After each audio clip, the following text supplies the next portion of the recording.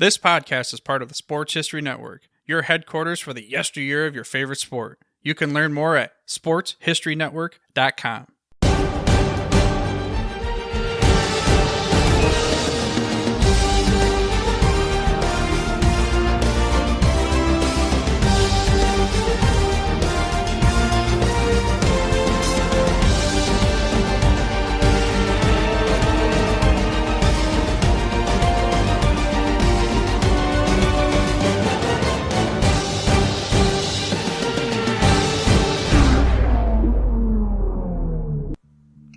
Every season during the NBA playoffs, if your favorite team is out of the postseason, there's always one team that sort of captures the imagination of fans.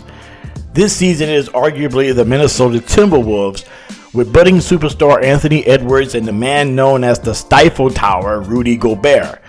The Timberwolves made believers out of a lot of people, earning success in the NBA playoffs this year for the first time in 20 years. 35 years ago, however, the Timberwolves were part of the new NBA expansion class that featured the Orlando Magic, the Miami Heat, and the Charlotte Hornets. Though no one knew it at the time, these four teams would not only change the course of the NBA, but would transcend into pop culture during their first decade in the association. Hello, I'm Dana Augusta, your host of the Historically Speaking Sports Podcast, the sports history podcast you didn't know you needed. In this all-new episode of the podcast, we will go back to the 1980s when the NBA was never more popular. So popular, in fact, the league expanded for the first time in nearly a decade, adding four new teams, one in the basketball-fertile area of the Carolinas, two new teams in the state of Florida, and one bringing the NBA back to a city that was the home of the league's first dynasty. Later in the show, we will revisit one of the great rivalries in the NBA postseason, the New York Knicks and the Indiana Pacers. They are renewing hostilities in the playoffs that were born in the 1990s. They had numerous great games and even more bumps and bruises. Also, the Toronto Maple Leafs may have become sports' most recent lovable losers. The Maple Leafs, one of the most storied teams in NHL history, has the longest championship drought in the NHL with their last Stanley Cup coming in 1967. Since then, the Maple Leafs have seen each one of their original six brethren hoist the cup multiple times since. We will take a quick look at the Leafs and their championship skid. And then to round out the show, we'll send a shout out to perhaps the most exciting NBA first round matchup we ever had. It took place 25 years ago and featured one team that were the defending Western Conference champs, while the other was an upstart with one of the most exciting and popular players at the time, and became a 5-game classic. More on that in our shout out segment. We have all of that and much more in this all-new edition of the Historically Speaking Sports Podcast, a member of the Sports History Network.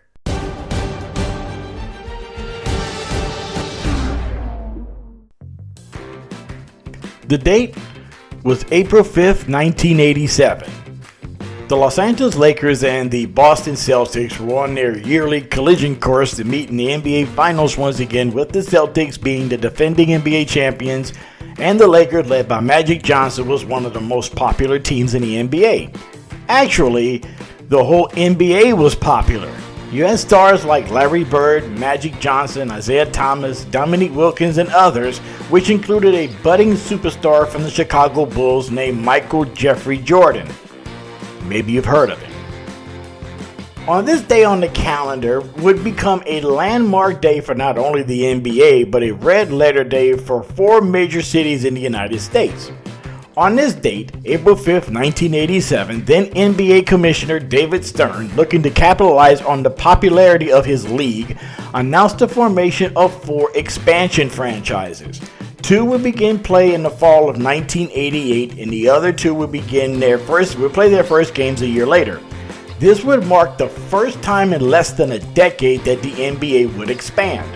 In 1980, the NBA awarded the city of Dallas a franchise, which of course became the Dallas Mavericks. The cities that were awarded franchises were Charlotte, North Carolina, Miami and Orlando, Florida, and the Twin Cities, Minneapolis, St. Paul in Minnesota. Each of these teams have seen their ups and downs and had early struggles, as all expansion teams do, unless you're a hockey team in Vegas.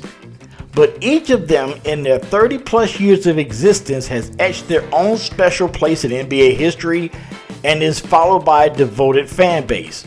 And each one of them has a unique identity, and not just in sports, but actually in pop culture. Now, at the time of the announcement, there were 23 teams in the NBA across 4 divisions: the Atlantic and the Central in the Eastern Conference, while the Western Conference deals the Midwest and the Pacific. So we begin this expansion roll call with what would be the 24th team in the league, the newly formed Charlotte Hornets. Now, during the mid-'80s, an entrepreneur from Kannapolis, North Carolina named George Shinn led a group of civic leaders and other businessmen to lobby the NBA to bring a team to the Carolinas. Now, at the time, and still to this day, North Carolina is a hotbed of college basketball, with the success of North Carolina at Chapel Hill, and you had Duke University, North Carolina State, and Wake Forest. Also, the Carolinas had and supported the NBA's Carolina Cougars, which was one of the more stable franchises in that league.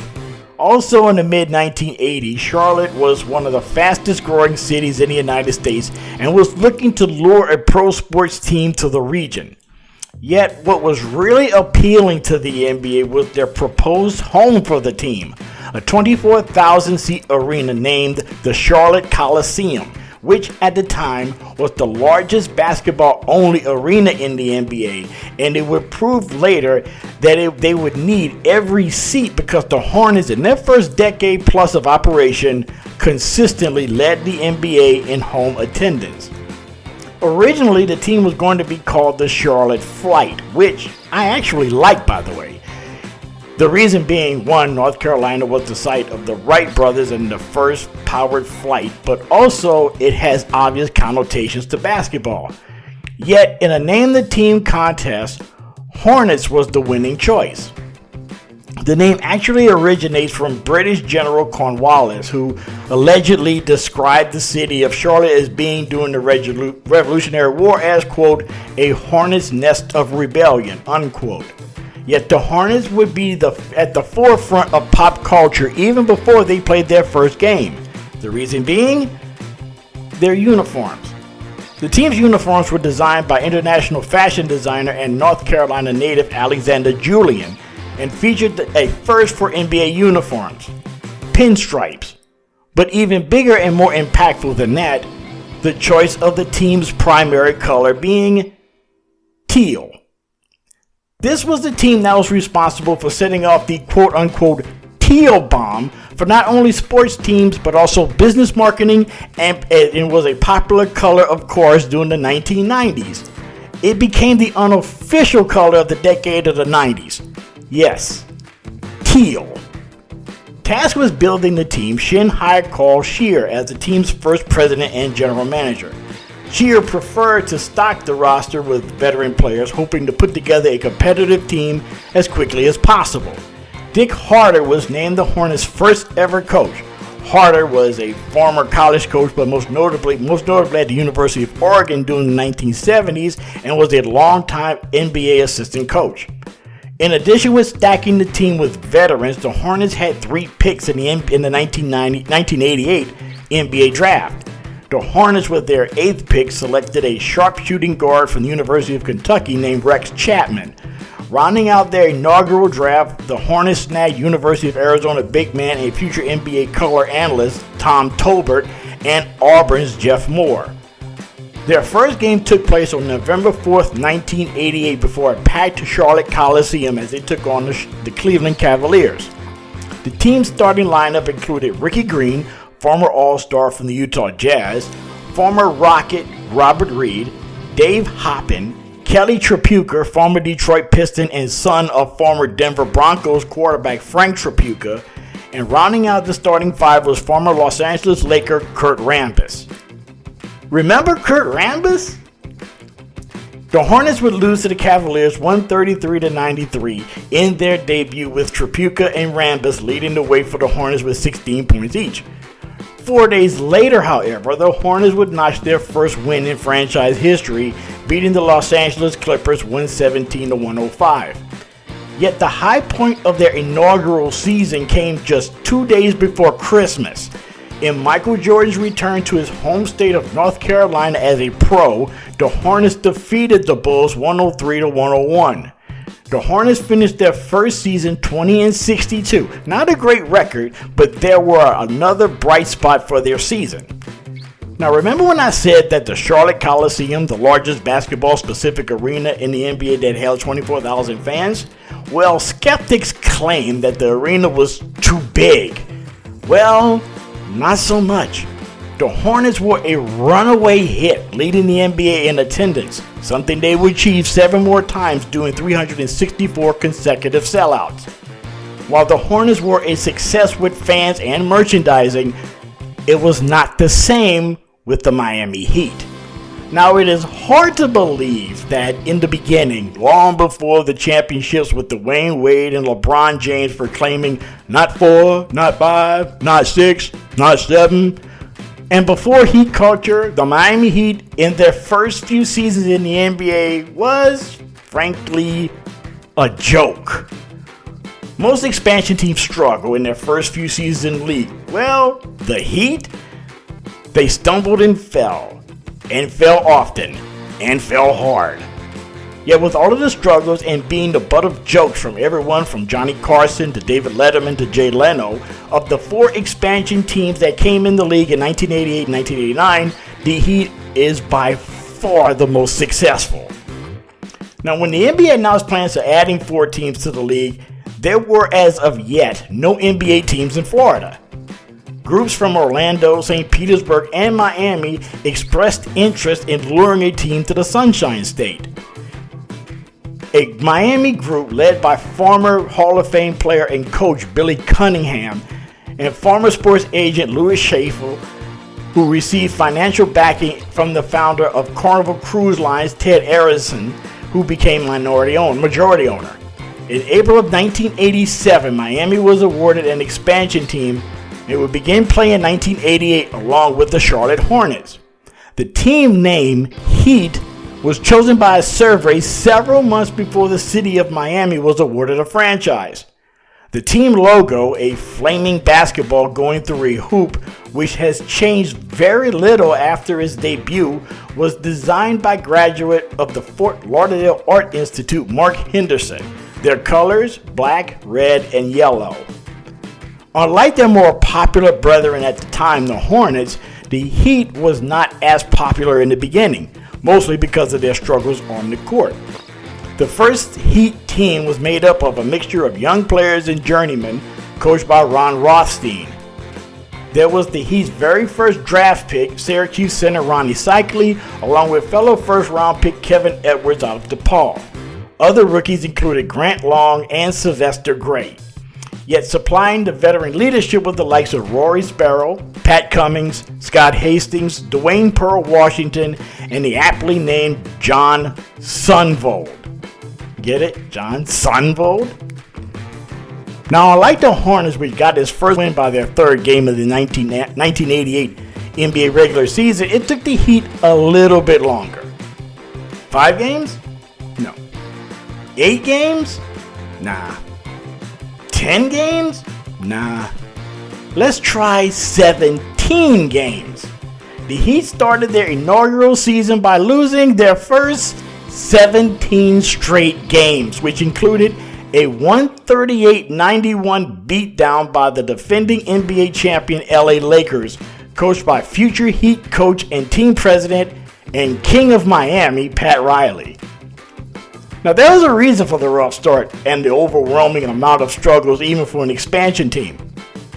Not only was this team a collection of cast-offs and young players, but it was also what they say in real estate: location, location, location.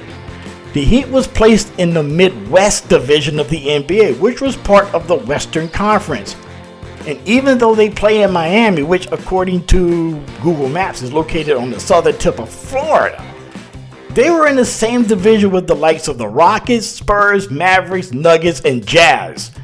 Now, in defense of the Miami Heat, which besides now you will never hear me do, defend the Heat in anything, but being placed in the division with those teams at the time was not going to be pretty. The Heat finished with the league worst 15-67 record, still the worst record in team history, and will continue to struggle for the next few seasons. But by the mid-90s, this team that was a laughingstock of the league in 1988 will start to turn the corner and become a contender. Now, as far as their in-state rival, the Orlando Magic, they began their efforts to bring a team to Central Florida in the mid-80s. In September of 1985, Orlando businessman Jim L. Hewitt approached the Philadelphia 76ers general manager Pat Williams on the idea of bringing an NBA team to Orlando. Now, attracted by the potential of an Orlando-based NBA team, Williams became the frontman of an investment group after he left the Sixers a year later. On June 19, 1986, the two held a news conference to announce their intention of seeking an NBA franchise, either an expansion team or luring an existing team to come to Orlando. At the time, Hewitt and Williams decided to hold a contest in the Orlando Sentinel newspaper in a Name the Team promotion. Out of a total of 4,000 submitted entries, the names were narrowed to 4 possibilities. The Heat, not as funny. Gotta remember, this is 1986. The Orlando Heat, can you imagine that? Really? Okay. Then, the Orlando Tropics, and I guess that team would feature Will Ferrell as Jackie Moon. And my personal favorite, the Orlando Juice. You can't get more late 80s than that name, the Orlando Juice. Yet they settled on Orlando Magic, which had been submitted by 11 people. On July 27, 1986, it was announced that the committee chose the Magic to be the name of the potential Orlando franchise in the NBA. The name Magic, of course, alludes to the area's biggest tourist attraction and economic engine, Walt Disney World, along with its Magic Kingdom, highlighting its corporate theme of magic. Hewitt added that you look at all of the aspects of Central Florida and you find it really an exciting place, a magical place. Now, many people, including Williams himself at first, thought Tampa was a better location in Florida for a franchise. At the time, Orlando was still considered a small city without a major airport or a suitable arena.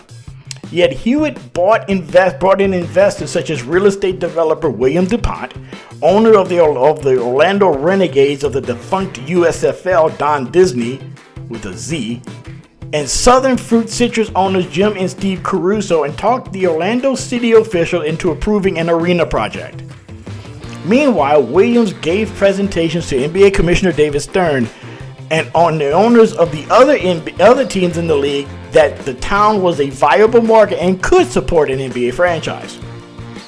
As a result, the Magic became the first ever Major League professional sports franchise in the Orlando area, following an expansion fee of reportedly $32.5 million.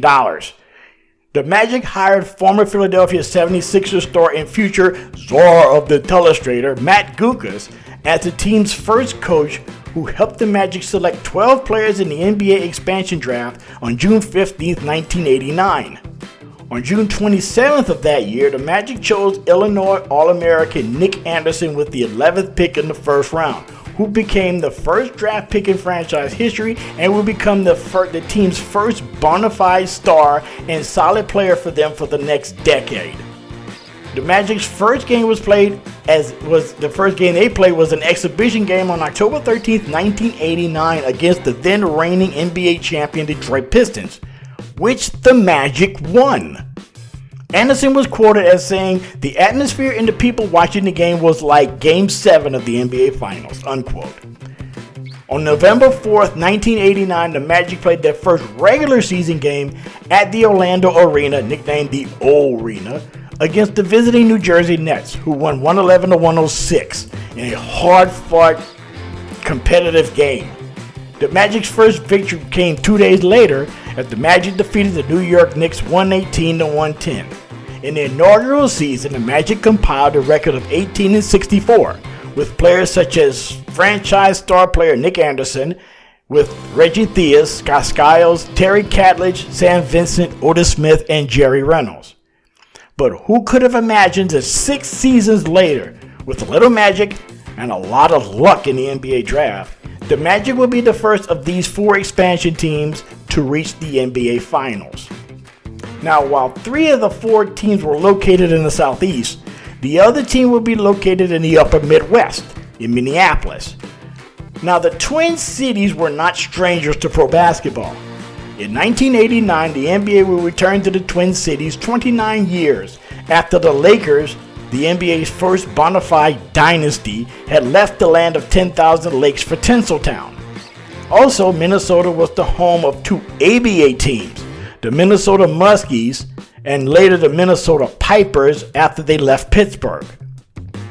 Minnesota was awarded their franchise on the same day as the other 3, April 27, 1987, and the original owners were Harvey Radner and Marv Wolfson, which they would begin play for the 1989-90 season. In anticipation of their first season, the team conducted, of course, a Name the Team contest, and it came down to 2 names, the Timberwolves and the Polars. The team then asked 842 city councils across the state of Minnesota to select the winner. The name Timberwolves, or T-Wolves for short, was the winner by more than 2-to-1 ratio. And for the reason being that Minnesota has the largest population of Timberwolves in the 48 contiguous states. Now, unlike the 3 other teams that had basketball specific arenas already built, the Timberwolves played their first and only season in the Hubert H. Humphrey Metrodome, the home of the Minnesota Vikings and the Minnesota Twins, while their permanent home, the Target Center, was still being constructed in downtown Minneapolis. The T-Wolves played their first game in franchise history on the road in Seattle, losing to the Seattle Supersonics 106-94 on November 3, 1989. Coached by Bill Musselman, the starting lineup included veterans Tony Campbell, Sidney Lowe, Brad Lohaus, Todd Murphy, and future T-Wolves coach Sam Mitchell. Other veterans include Tyrone Corbin, Donald Royal, Doug West, and NBA All-Rookie team member Pooh Richardson. After their first 3 games, the Wolves won their first game in franchise history, beating the Philadelphia 76ers 125-118 in a sold-out Metrodome. Minnesota went on to a 22-60 record in their inaugural season, led by Campbell, who had a 23-point per game average. Now, even though playing in a massive Metrodome did have some drawbacks, in their first season, the Timberwolves set an NBA record by drawing over 1 million fans.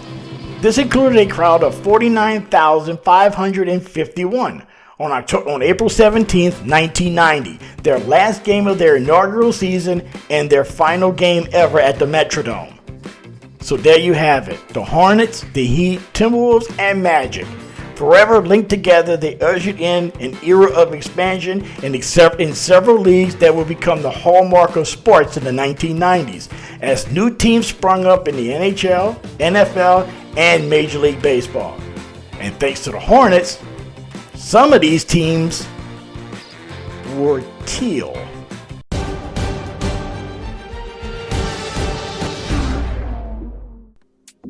Meanwhile, in the NBA playoffs, the second round of the playoffs has been highlighted by injuries to big-name players and questions surrounding the defending champion Denver Nuggets and the team with the best record in the NBA, the Boston Celtics.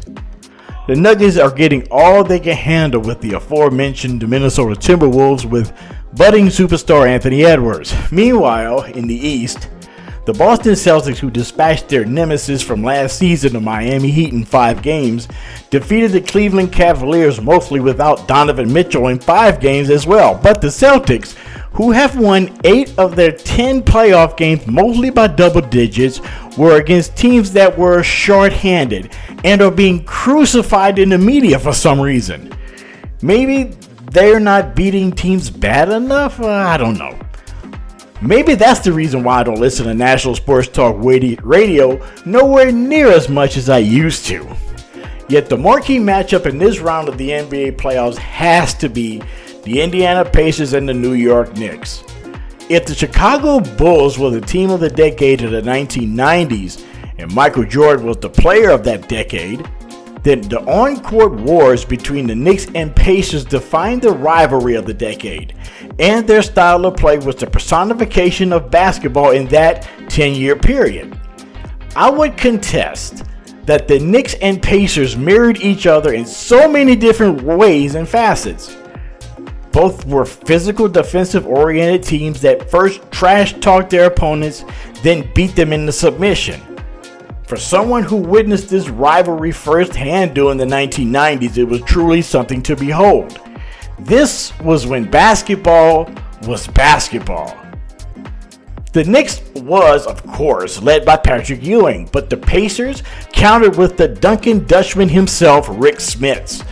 While the Pacers had the Davis boys, Dale and Antonio Davis, the Knicks countered with their own enforcers, Anthony Mason and Charles Oakley. And in the backcourt, the Pacers were led by former Knick and New York native Mark Jackson, while the Knicks were led by three-point marksman John Starks. Then, of course, you had the 2 main characters in this basketball passion play. Reggie Miller, who during the course of this epic rivalry became public enemy number 1 in New York City, and his continued verbal conflict and feud with the most famous Knicks fan on planet Earth, film director Spike Lee. This rivalry had everything that 90s NBA basketball embodied: trash talking, physical play, and of course historic performances. Reggie Miller and his 8 points in the final 18.7 seconds in Game 1 of the 95 Eastern Conference semifinals in Madison Square Garden is the image that comes to mind for most basketball fans that are fond of this seemingly annual matchup during the 1990s. And who could forget Larry Johnson's 4-point play at the end of Game 3 in the 99 Eastern Conference Finals? You had rivalries in the 90s, but the Knicks-Pacers matchup was truly special. And for both teams, they're hungry for championships, including now. Now, when it comes to championships, both are actually tied at the hip. Neither franchise had won elite championships since 1973. The Knicks defeated the Lakers that season, while the Pacers outlasted the Kentucky Colonels in the ABA Finals. All told, from their first ever meeting in the Eastern Conference playoffs in 1993 through 2000, in their 6 meetings, the Knicks have won 3 of those series: 1993 first round, 1994 Eastern Conference Finals, and the 99 Eastern Finals. Meanwhile, the Pacers won the other 3 postseason matchups: the 95 Eastern Conference semifinals, the 98 Eastern Conference semifinals, and the 2000 Conference Finals. To me, basketball was never better than it was from the early 80s to the late 90s, with great teams and great players and great rivalries, and the Pacers and Knicks, in a word, were simply incredible. This year's matchup between the Knicks and Pacers have lived up to the wars that they had in the 1990s, as they are heading into another 7th game between the two. No question they had a lot to live up to in this series. And as of this recording, the best may still be yet to come.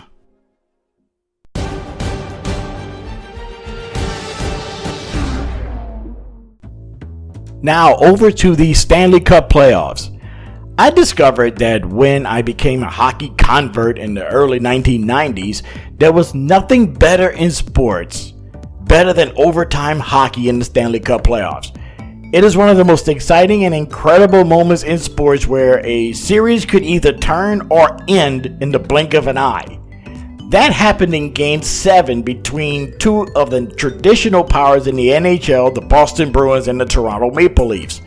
The Leafs were looking to return to the second round of the Stanley Cup just for the second time in as many years, but they were also looking to erase some negative history. If they would have beaten the Bruins, it would have marked the first time since 1959 that the Maple Leafs would have beaten Boston in a Game 7. But that's not the only bit of negative history that the Maple Leafs were looking to correct. Currently, the Maple Leafs have the longest championship drought in the NHL, surpassing the 54-year drought of the New York Rangers that lasted from 1940 to when they hoisted the cup in 1994. The Maple Leafs, one of the legendary franchises in North American pro sports, have become the lovable losers of the National Hockey League, joining other such teams as the Arizona Cardinals in the NFL, the Cleveland Guardians in Major League Baseball, and the Sacramento Kings, having the longest championship droughts in pro sports. In the NFL, the Cardinals, who last won a championship 20 years before the first Super Bowl, last won the NFL title in 1947 when they were the Chicago Cardinals. Meanwhile, the Cleveland Guardians, then the Indians, defeated the Braves in the 1948 Fall Classic. This was so long ago.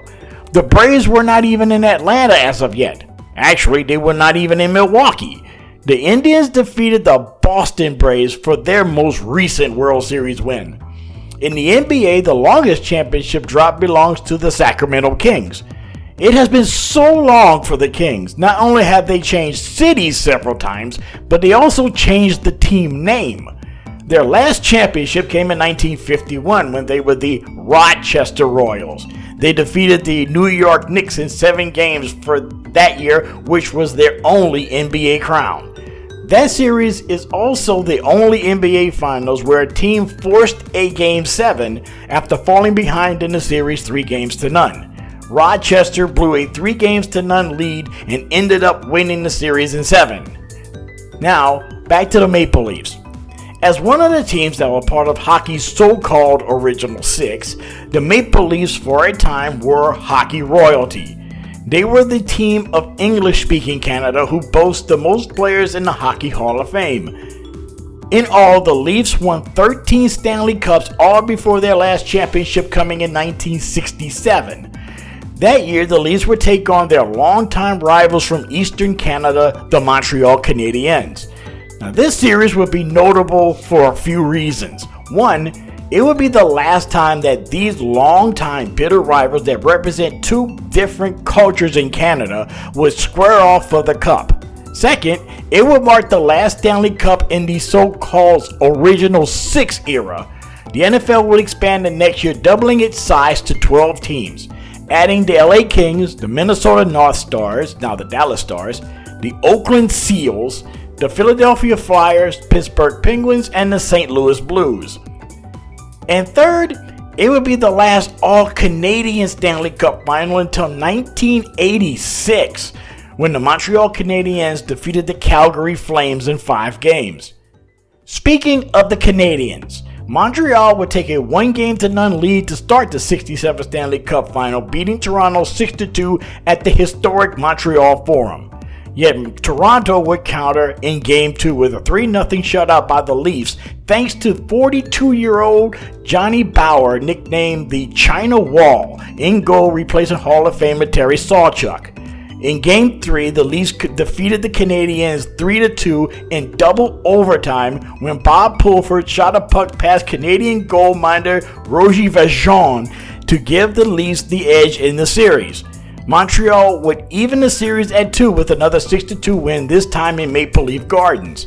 Yet the Leafs would win the next 2, including the cup-clinching win in Game 6, beating Montreal 3-1 for their 13th and final Stanley Cup. Maple Leaf Dave Keehan was awarded the Conn Smythe Trophy, given to the MVP of the Stanley Cup Finals. And since then, and for the Leafs, it has been the drought to end all droughts. Not only is it their last Stanley Cup title, but it was also the last time the Leafs reached the finals for Lord Stanley's Cup. They have had some close calls and on several occasions since then, but they've never been able to break through. Such a shame for a team that is so important to not only English-speaking Canadians, but to the National Hockey League itself.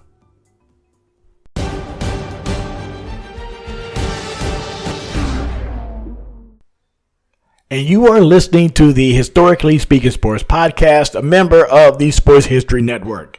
And just a reminder for everyone out there, you can follow us on Twitter or X, or Twitter X, whichever you prefer. You can follow us at HistoricallySP2. And you could also write us to the show with possible show ideas, or if you just want to say hello, you can write us at historically.speaking.sports@gmail.com. That email address, once again, historically.speaking.sports@gmail.com. Now, to finish out this episode of the podcast, we will do what we normally do at this spot, which is to send a sports history shout out to a person, event, or some team from back in the day that either we had sort of forgotten about and needed to be reminded of, or maybe an obscure sports history nugget that needs to be unearthed. In this episode, we will send a shout out to maybe one of the best NBA first round series ever, but one of the most entertaining series in any round in the NBA over the last 30 years. While we are in the midst of the NBA playoffs, where most of the series thus far has been pretty entertaining, I was recently asked what in that one NBA series, regardless of round, that I considered to be the most exciting ever. You know, one that kept you on the edge of your seat and you was really excited to see more of. Well, that was, for me, very simple. It took place 25 years ago, and great styles make great fights or games or a series for this case. And in this Western Conference first round matchup, you could not have had two teams that were more different in both styles and perception. One was the defending Western Conference champion that came within a whisper the year before of winning the whole thing, and had a pair of future Hall of Fame players and a Hall of Fame coach. The other team was looked upon as an upstart that literally came out of nowhere, and had one of the most dazzling ball handlers the league had seen to this point, and was also at the time the league's most popular player. The story of the 1999 first round matchup between the Utah Jazz and the Sacramento Kings is this episode's shout out. Now, on paper, it seemed like any other 3 versus 6 seed in the Western Conference playoffs, but this became more than just a 5-game instant postseason classic. It sort of marked the changing of the guard in the Western Conference, and no one saw this coming. Now, from time to time in the NBA postseason, there are certain matchups that feature teams with contrasting styles, and the struggle over the 7-game series, or in this case a 5-game series, which team will impose their will upon the other. Now, in this case, in the first round of the 99 Western Conference playoffs, it is rare to find two teams that had more than just their styles being different. In addition to their style of play being different, it was the perceptions of the team that added a little bit of intrigue to this first round series. On one hand, you had the defending Western Conference champion, the 3rd seeded Utah Jazz, in the playoffs for the 16th consecutive season, and led by that year's league most valuable player, Karl Malone, and his partner in crime, point guard John Stockton. The Jazz, coached by Hall of Famer Jerry Sloan, had been in 2 previous NBA Finals, only to lose to Michael Jordan and the Chicago Bulls in 6 games each time. Stockton and Malone were along with veterans Jeff Hornacek, Brian Russell, and Greg Ostertag. And they were the most experienced team in the NBA postseason, as well as its most methodical, running their famed pick-and-roll offense with Stockton and Malone. This was as devastating and run as often as the famed Green Bay Packers power sweep in the 1960s NFL. While the Jazz were more of a slow, methodical, and in some cases boring type of outfit, their opponents were anything but. The Sacramento Kings, led by first-year head coach Rick Adelman, who had coached the Portland Trail Blazers to 2 Western Conference championships in the early 90s, was back again, but this time coaching in what was at the time NBA's version of Siberia. The Kings, since moving to Sacramento in 1985, was more than just a struggling, losing franchise. Since the mid-80s, you could count 2 things in the Western Conference. 1, the Western Conference would be a dogfight with several teams in the mix. And 2, the Clippers and Kings would not be one of them. Not only the Clippers and the Kings were bad, they were consistently bad. But there were a difference between the two. It is one thing to be bad and you're still somewhat known. That was the Clippers. But it's even worse to be bad and unknown. That was the Kings. At least the Clippers played in LA and they had Billy Crystal going to their games. The Kings, on the other hand, played in one of the smallest markets in the NBA, Sacramento, one of the smallest arenas in the league, Arco Arena, and their most famous fan was probably some almond and avocado farmer from Elk Grove. Okay, I made that last part up, but you get what I'm saying, right? But all of that changed practically overnight. The NBA season of 1999 was weird, to say the least. Due to the NBA lockout that year, there were only 50 regular season games. So instead of the usual 82-game marathon, the season began on February 5th, less than a month after Michael Jordan retired for the Bulls for the second time. The Kings were in the playoffs for the first time in 3 seasons with a record of 27-23. Finishing just 4 games above 500, and with their winning percentage at .540, it marked their winningest season since 1983, 2 seasons before leaving Kansas City for Sacktown. The Kings were led on the court by Chris Webber, who had left the then Washington Bullets for a new start out west. The Kings also acquired Vlade Divac in the extended offseason, but the player that got the most headlines and the most highlights was a slick ball-handling wizard named Jason Williams, whose incredible passing skills made him a consistent player on SportsCenter's top 10 and one of the most popular players in the NBA.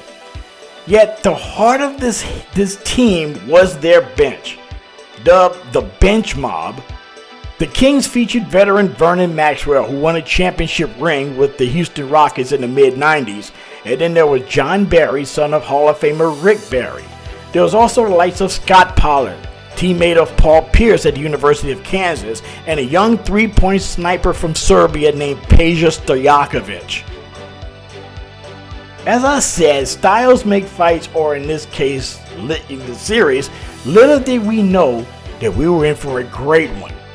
In Game 1, played May 8th, the Jazz looked to settle the issue quickly and set the tone for the series, demolishing the Kings, who looked out of sorts in their first of what would be many future postseason series over the next few years, losing 117-87 as Karl Malone finished with 21 points while Jeff Hornacek had 18. Yet the tables would turn in Game 2. Behind Weber's 20 points and Divac and Williams' 18 points each, the Kings earned a split in Salt Lake City, claiming a 101-90 win as the series shifted to Sacramento. The third and fourth games of the series would take place in Arco Arena. Now, for those of you who do not remember, Arco Arena was one of, if not the smallest arenas in the NBA. And adding to that, the fans of Sacramento never really had a great team to cheer for. So these people in Sacktown were hungry. So with the enthusiasm of the crowd in the small condensed space of Arco, it became clear during the early part of the mid-2000s, it would become one of the most intimidating places in the NBA. Game 3 provided a taste of what would become the balance of the series. An emotional, sometimes chippy, exciting series that would become a back and forth struggle between an up-and-coming team and a well-established yet desperate team, knowing their championship window may be closing. Led by Sacramento center Vlade Divac and forward Corliss Williamson, the Kings kept the game close and forced overtime. In the overtime period, Vlade Divac took over, finishing with 22 points and giving the Kings an emotional 84-81 overtime win. Sacramento now led the series 2-1. With one more win, they would dethrone the Western Conference champions and win their first postseason series since reaching the Western Conference Finals in 1981 when they were the Kansas City Kings. However, as the famous long-haired and often quoted life philosopher from the squared circle, one Ric Flair, once observed, in order to beat a man, you have to beat the man. Woo! Of course, whenever you invoke the name Ric Flair, the woo is necessary. In Game 4, with their backs firmly against the wall and facing elimination in a den of vipers known as Arco Arena, the Jazz leaned on their experience and the pick and roll to keep it close. The game came down to the final possession. With 13 seconds left, the Kings led 89-88, and the ball was inbounded by Stockton. And while everyone expected Stockton to find Malone for the 11th billionth time for the game winner, Stockton took the final shot himself. As he did in the Western Conference Finals 2 seasons earlier to end the Rockets' quest for a three-peat, Stockton connected on a jump shot just inside the three-point line with 0.7 of a second remaining to not only silence the sellout crowd at Arco, but more importantly, force a series-deciding Game 5 back in Salt Lake City. In Game 5, in the opening quarter of the final game, the Kings' inexperience was on full display. The series, for the most part, was very chippy, but the Kings' emotion and passion was quickly replaced with frustration. And it was clearly evident within the first quarter as the Jazz raced out to a 16-3 lead. And adding insult to injury, 3 Kings players, Williamson, Weber, and Jason Williams, were all assessed technical fouls within the first 12 minutes of the game. Yet the bench mob, specifically Vernon Maxwell and John Barry, brought the Kings back. The Jazz had a 10-point lead at the break, but Maxwell, Barry, and guard Tariq Abdul-Wahad of the Kings cut deeper into the Jazz lead, and by the midpoint of the fourth, Sacramento inconceivably had the lead in Salt Lake City. As the game was approaching its final minutes, it became clear that whoever had the ball last would win. That ended up being Sacramento. With the score tied at 88 right after Brian Russell connected on a clutch three-pointer to tie the score, the Kings went to their key player of the series for them, Vlade Divac. Divac attempted a sweeping hook shot in the lane at the clock hit triple zeros, yet the ball rimmed out, forcing overtime. The Kings had battled back from a rough first quarter to force overtime, but the effort to get back into the game to force the extra frame quickly became evident.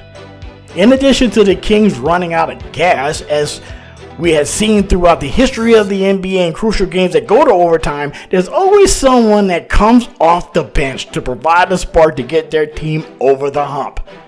That player in this case was the Jazz Shandon Anderson. In overtime, Anderson scored his first 6 points, all of them clutch shots, to go with his 16 points and ultimately knocking off the Kings in Game 5, 99-92. And with the win, the Jazz moved on to face the Portland Trail Blazers in the next round, which eventually they would fall. Meanwhile, a new NBA power was born in the Sacramento Kings. And for the next 6 seasons, the Kings would become one of the most successful and exciting teams in the league and enjoying their best years to date since moving to the California capital city in 1985. Ultimately, they would never reach the NBA Finals thanks to the Los Angeles Lakers and several conspiracy theories. But this 1999 first round series marked the arrival of the Kings to the NBA scene in the series that, in my opinion, was the best first round series I ever saw. And that's hard to believe that was 25 years ago?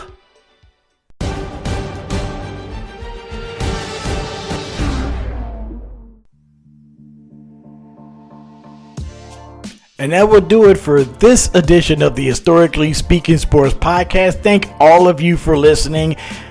This show comes to you from the Bill King Memorial Studio in the sports wing of TM4 Enterprises, located in suburban Atlanta in the shadow of Stone Mountain.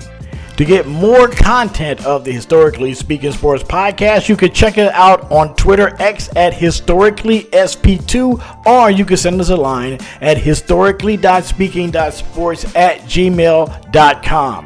And if you have not done so already, like I say every time, please subscribe to the show. Like and subscribe is what they say. Tell your family, tell your friends, tell your neighbors, hell, tell a passerby on the street if you think they like sports history.